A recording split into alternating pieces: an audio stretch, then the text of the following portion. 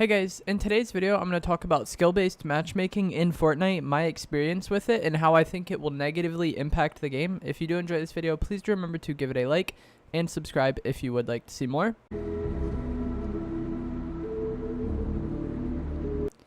So with the most recent update, skill-based matchmaking was added to Fortnite, and I didn't really notice the impact of it until this past Friday. And before you comment and say I'm just complaining about having to play against better players and having harder matches, my critique of skill-based matchmaking is really not going to talk about that at all. I'm talking mainly about other factors and other ways in which skill-based matchmaking really hurts the game.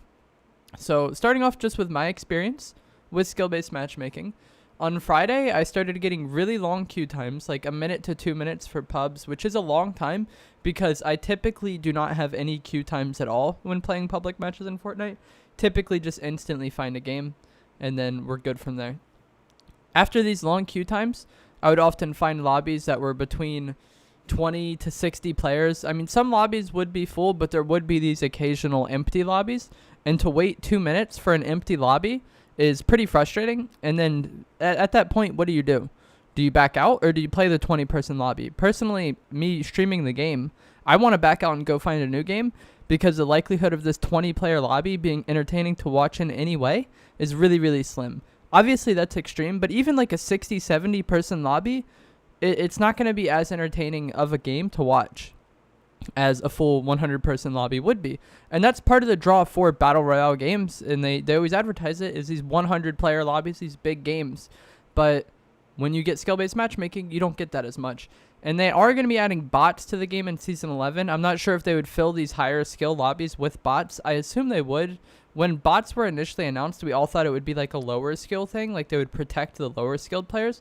But it seems like ever since skill-based matchmaking was added, it's mainly just to separate the really good players from the rest of the community. If you're average or slightly above average, you probably won't be affected by this at all. Very few of my viewers or people that I know have been affected by it. The people I know who have been affected by it have thousands of wins. So it seems more like it's to get the better players away from everybody else than it is to actually separate people into brackets and then give matches based on skill. You could still find bots. If you're an average player or a slightly above average player, you could still find really bad players. It's not like all those really bad players are just gone. It's just that the really good players are gone. So this isn't actual skill-based matchmaking. It's more of just separating the more experienced players or the most experienced players from everybody else. Also, my lobbies weren't just console lobbies. I play on console, but I was getting PC lobbies, and it's pretty easy to tell when you get PC lobbies. Like, my game always runs worse. Like, it always hitches whenever I play Arena or whenever I play with one of my friends who plays on PC. The game always runs weird, and that's how my games were being. And then it did come out that these lobbies were crossplay. Like, other people found examples playing on console or playing on PC, playing on mobile, and then getting put into lobbies with platforms that they're not supposed to naturally be matched with in solos. So this basically, it changes the game a lot for people who are higher skilled. Gives you really long queue times, really dead lobbies. And why this is really bad is because a lot of the top streamers are going to be affected by this. And I'll get to that in a moment. Like all those top streamers, Ninja tweeted about this. Ninja was getting long queue times. Ninja has a lot of viewers. There's a lot of streamers who have a lot of viewers that have really good stats, who are going to get constant queue times, who are going to get unpopulated lobbies, and that's going to give the perception that the game isn't as popular, and that's going to make a lot of less people want to play the game. Whether or not these players are impacted at all, if they're watching Ninja, they're going to get the perception that the game is less popular.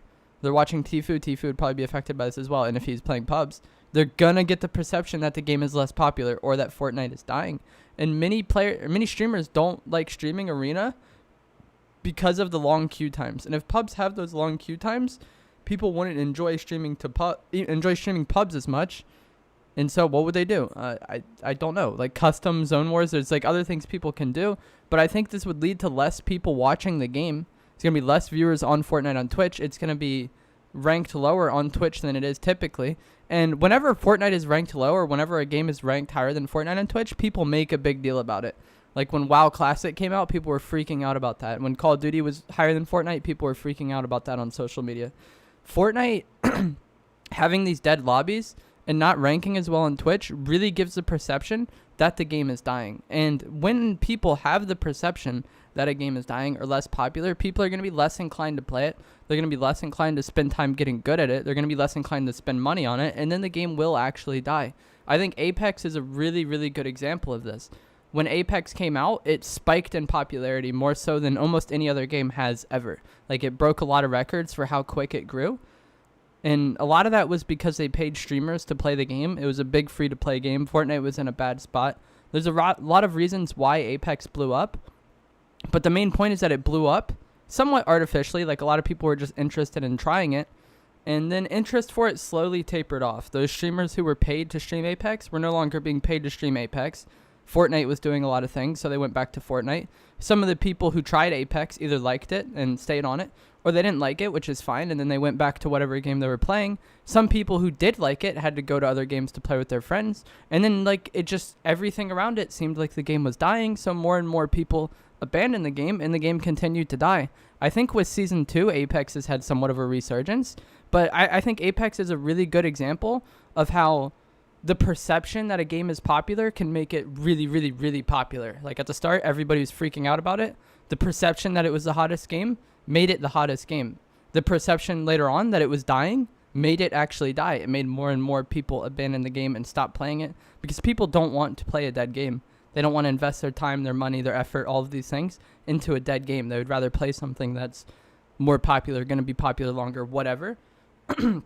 So I think that's what Fortnite has at risk here with the skill-based matchmaking. If they make the game not enjoyable to play for a lot of streamers, or not enjoyable to stream for a lot of streamers, it naturally just looks like the game is dying when you can't have full lobbies. And if you go to Ninja's tweet on the replies, that's what a lot of them are. People who don't understand what the skill-based matchmaking is are just claiming the game is dying.